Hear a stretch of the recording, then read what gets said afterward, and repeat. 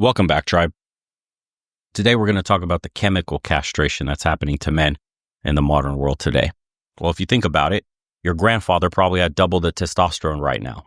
Then it's not an exaggeration either. Average T levels in men have been tanking for decades, about 1% per year since the 1980s. Just do the math, man. It's horrifying. The average 20-year-old guy today has the testosterone levels of a 60-year-old man from just 2 generations ago. Think about that for a second. Your grandpa at 60 had more masculine hormone flowing through his veins than most college-age guys walking around right now. That is scary. And nobody's talking about it. Or at least when they do, it's just to mock like toxic masculinity or lecture guys about how they need to get more comfortable with their softer side. Meanwhile, an entire generation of men is walking around with the hormone profile of a geriatric patient from the 1950s. And you feel it, don't you? It's the constant fatigue, the brain fog, the lack of drive, the struggle to build muscle despite grinding in the gym, and that belly fat that doesn't go away no matter how many calories you cut. It's the zero motivation, the shit sleep, the anxiety, the declining libido that nobody your age should be experiencing. These aren't character flaws. They're not psychological problems either. They're biological consequences of hormonal disruption. Your body is literally not producing the chemical that makes you feel and function like a man. And first, let's be clear.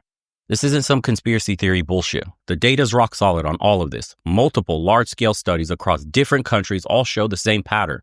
Average testosterone levels have plummeted, and they continue to fall. Young men today have about 30% less testosterone than men did at the same age just 30 years ago. And the question is why? What the fuck is going on? And it's not just one thing. It's a perfect storm of testosterone destroying factors all hitting all at once. Number one, it's the environmental toxins. We're surrounded by endocrine disrupting chemicals. They're in plastic water bottles, food containers, receipt paper, furniture, clothing, personal care products, literally everywhere. Phthalates, BPA, dozens of other chemicals that directly interfere with hormone production. These chemicals mimic estrogen in your body, throwing off your entire hormonal system. It's a nightmare. Your great-grandfather didn't have microplastics in his bloodstream and tissues. You do. They've found these particles in human placentas, in breast milk, in the bloodstream, and yes, in testicular tissue. The average person now ingests about a credit card's worth of plastic every week. Shit's in everything, dude, including your balls. Then you've got the obesity epidemic. Being overweight creates a vicious cycle with testosterone. Low T makes it easier to gain fat, especially around your belly. And that belly fat then converts testosterone into estrogen through a process called aromatization. More fat, less testosterone. Less testosterone, more fat. Round and round we go. Then there's the diet that's making everybody fat. It's also directly tanking hormone production. Processed food, seed oils, simple carbs, sugar. All of these create chronic inflammation and insulin resistance. Both directly impact your ability to produce testosterone. Your grandpa wasn't eating ultra-processed megacorp food product number 37 with 19 ingredients you can't even pronounce. He was just eating real food that his body recognized as real food. It was simple.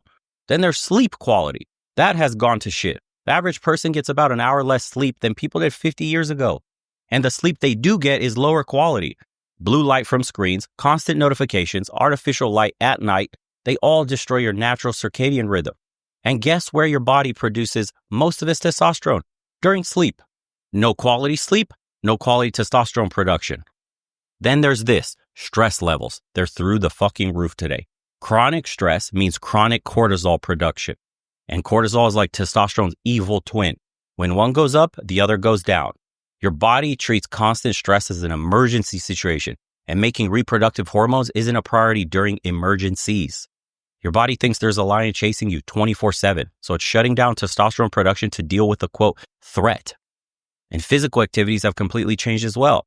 Men used to have jobs that required physical labor. They walked more. They lifted things. They moved their bodies in ways that naturally simulated testosterone production.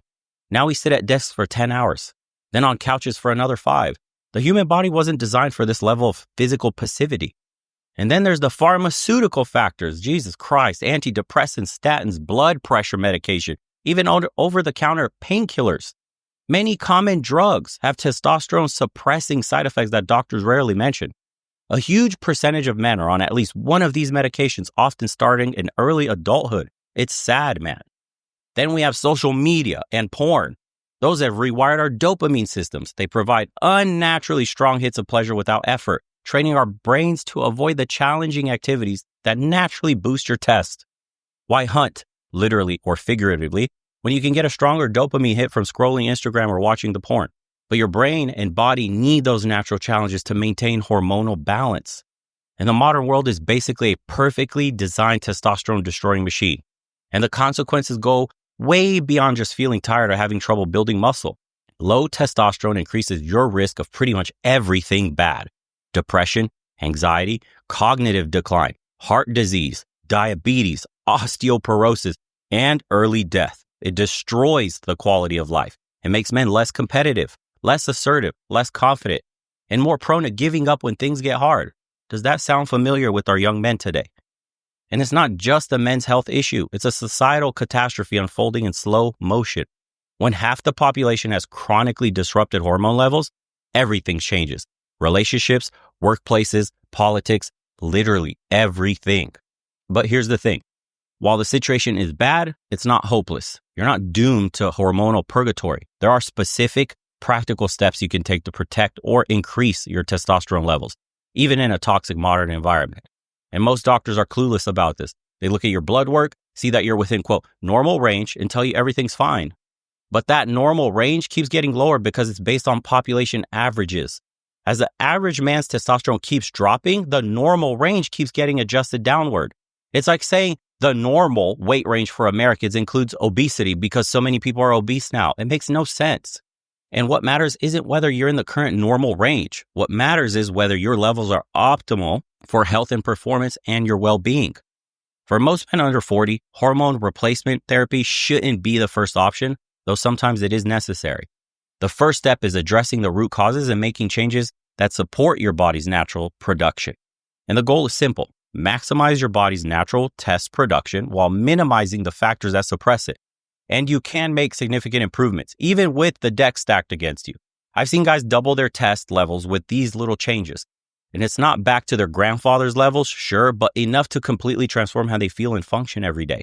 So I'll give you some that I've used myself personally and what I've seen others do, and it's worked for them.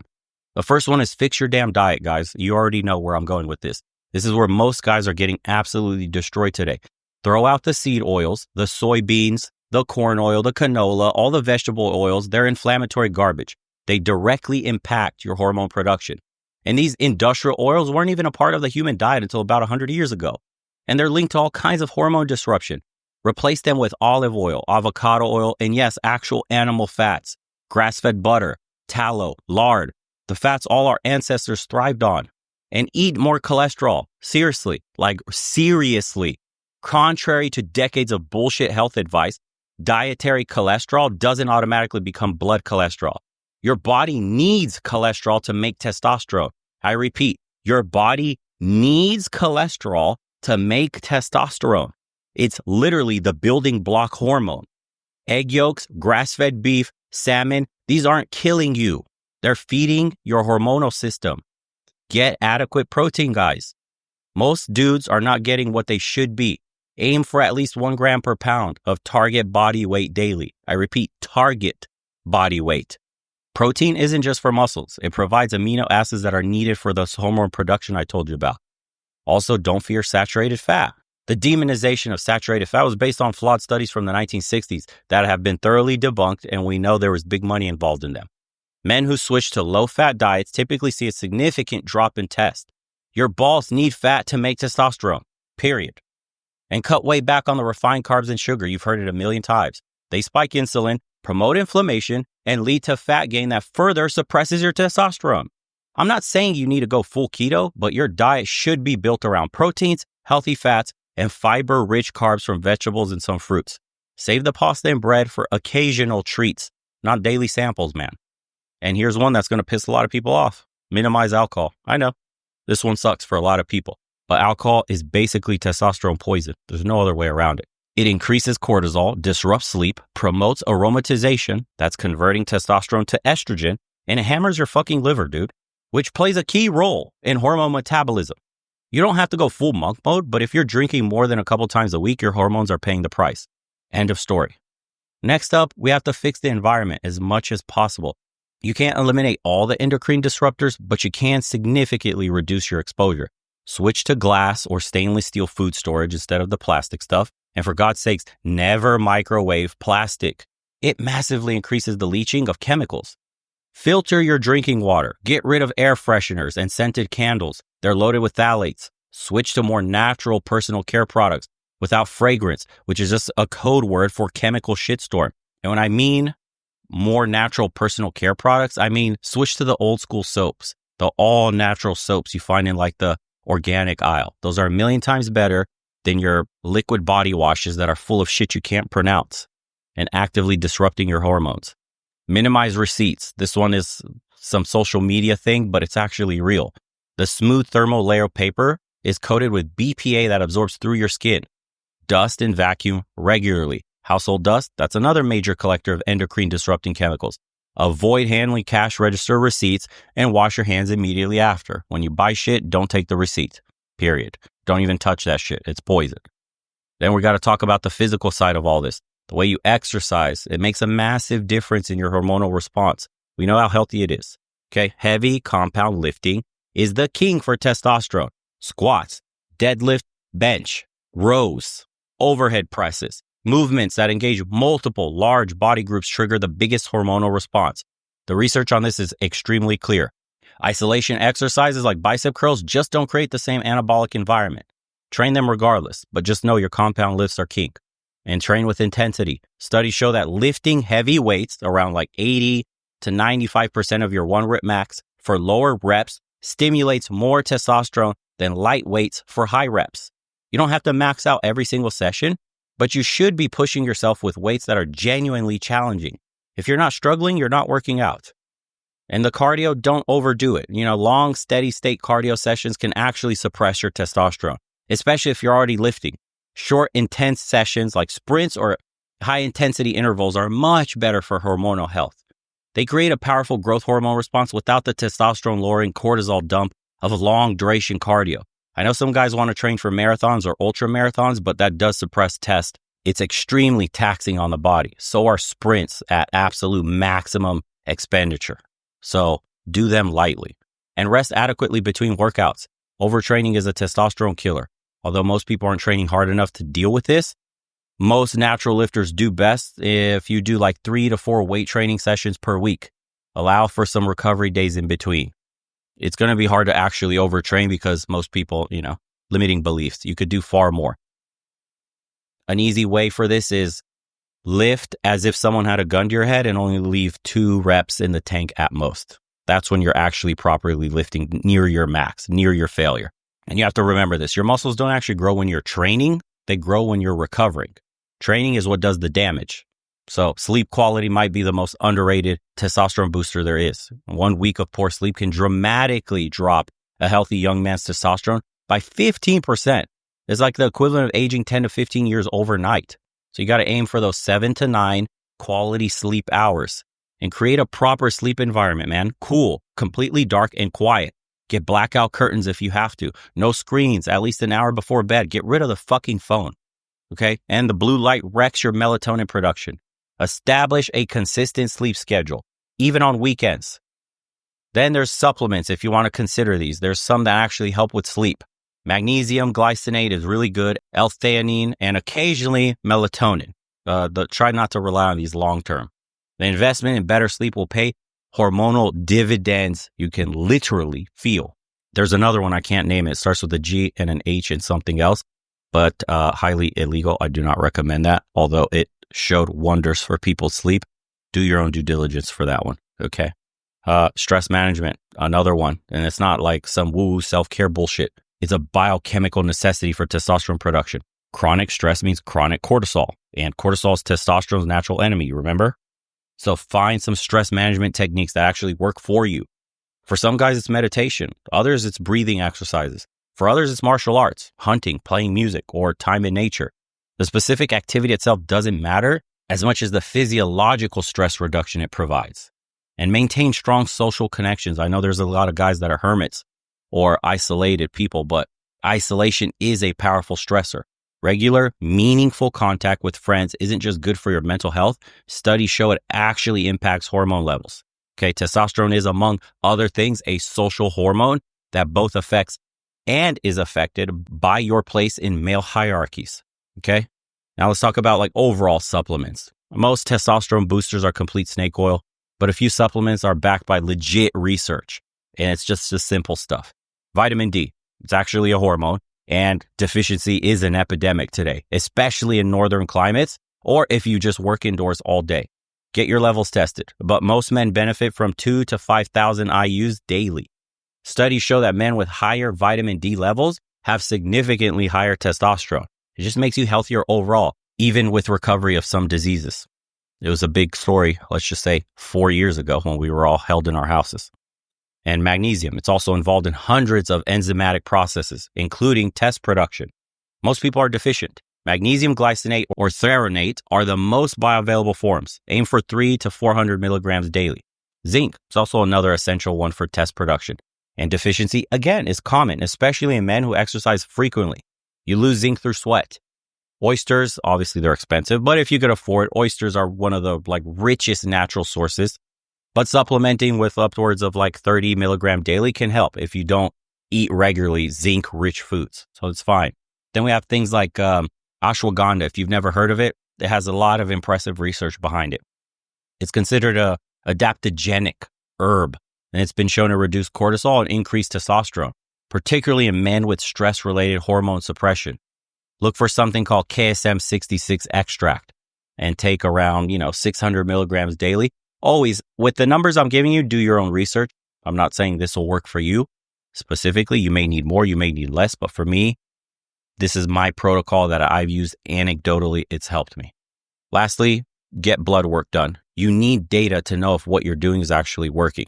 Don't just test total testosterone. Get a complete hormone panel, including free test, SHBG, estradiol, DHEA, cortisol, and thyroid markers, all of it.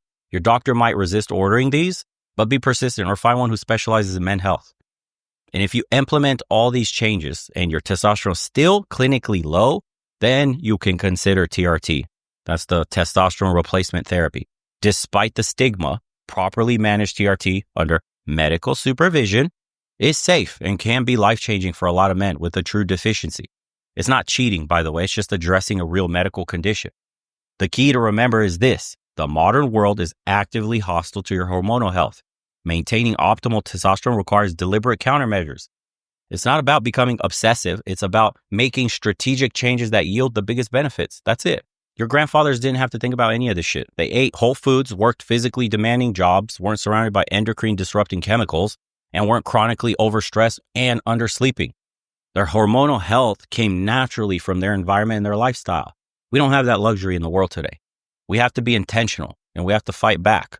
It's against the system that's unintentionally but effectively feminizing men from the inside out. And it's worth fighting for. Optimal testosterone doesn't just mean better gym performance or sex drive. It means better cognitive function, guys, more confidence, greater resilience to stress, improved mood, lower risk of depression, stronger bones, better cardiovascular health, and increased longevity. The list goes on and on. And it's not about becoming some caricature of toxic masculinity, because they're going to always throw this at you if you're trying to make your test levels higher. Oh, you're going to be more aggressive. You're going to be a knuckle dragger. No, it's just about being the strongest, healthiest, most vital version of yourself in a world that makes that increasingly difficult. It's reclaiming your biological birthright that environmental and lifestyle factors are actively stealing from you. The testosterone crisis is real, and the causes are complex and often beyond your individual control. But the steps to fight back are clear, they are evidence-based, and within your power to implement starting today. Your hormonal health is too important to surrender without a fight. Your life literally depends on it. And with that having been said, I hope you guys enjoyed today's episode. It's a topic that you hear about often, but nobody ever provides, I guess, some protocol that's worked for them or that's worked for other men.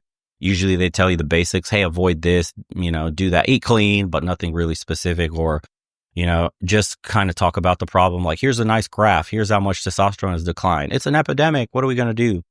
I hope some of these work for you guys. If you do implement some of these, let me know how it works for you. Like I said, I've done it for myself, and I have plenty of guy friends back in the States that have done it for themselves. At least, part of this protocol. They've been very mindful of, tracking themselves with watches like this, seeing their sleep, all that stuff, their output throughout the day. They do get blood work done, and they've seen measurable increases and actually feel different. So this is an issue that we're all dealing with, definitely. And it might be affecting you in ways you honestly didn't even know you're being affected. It's worth a shot, at least. I think you owe it to yourself. If you enjoyed today's episode, please drop a comment below, subscribe, share with some of your friends. Thank you so much for everybody in the private community that chats with us about topics like this and beyond. If you'd like to be a part of that, I'll leave a pinned comment below, and appreciate everybody else, again, also who's done the private consults. We'll see you on the next one. Take care of yourself, guys.